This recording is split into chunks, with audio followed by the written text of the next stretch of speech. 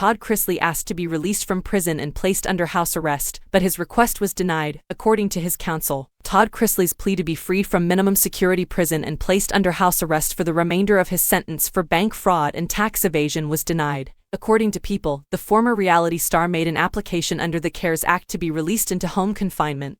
His application, as well as a number of other applications, particularly his, were rejected, he said. He submitted it, but the person in charge of administering it and processing it decided she didn't want to do it. She made the decision not to do it, Surgeon explained. Then the application period expired, so he wasn't given due consideration in terms of being admitted to home confinement or taking advantage of some type of probationary program. The Coronavirus Aid, Relief, and Economic Security Act, first introduced in 2020, authorizes the head of the Bureau of Prisons to place inmates under home confinement at his or her discretion. Chrisley's lawyer said that it was very, very unfortunate that the request was rejected, but it is now being investigated internally. We believe there was no reason why it should not have been processed, even in light of his prison sentence, Surgeon continued. The Chrisley Knows Best star began his 12-year sentence in January at the federal prison Camp Pensacola in Florida, after he and his wife, Julie Chrisley, were convicted of defrauding banks out of more than $30 million by providing false financial statements to appear wealthier than they were. Surgeon's remarks came after the couple's older children discussed the nightmare conditions at their parents' minimum security prisons. On her podcast Unlocked with Savannah Chrisley and her brother Chase Chrisley said the facilities their parents are incarcerated in are not fit for purpose. The siblings said the prisons had black mold, asbestos, and snakes slithering on the floor in Julie's case. Chase also said, they are both in states where it gets to be 100+ degrees, and there's no air conditioning. Surgeon appeared to back up these claims, telling People that Todd and Julie are living in squalor in 100-degree temperatures in their respective facilities.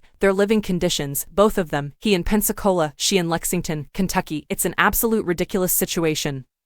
He said, Julie is incarcerated at the Federal Medical Center Lexington in Kentucky, which is more than 650 miles, or about a 10-hour drive, from Todd's prison. Julie's punishment is 7 years in prison since authorities considered she played a minor role in the pair's years-long tax and bank fraud conspiracy. We're not suggesting they deserve preferential treatment because they're celebrities. They don't, Surgeon remarked of their circumstances. What we're saying is that they, along with the other inmates, deserve better treatment. We shouldn't be treating our prisoners the way we're treating our prisoners right now, he added. The Bureau of Prisons has contested comments regarding the institution's conditions. A federal agency spokesman told Insider, for privacy, safety, and security reasons, we do not release information on the conditions of confinement for any inmate or group of inmates. They did, however, add that all adults in custody have unlimited access to drinking water, and the Bureau of Prisons is monitoring the ventilation at the federal prison Camp Pensacola and the Federal Medical Center Lexington, as one of our highest priorities is the safety of BOP employees and adults in custody.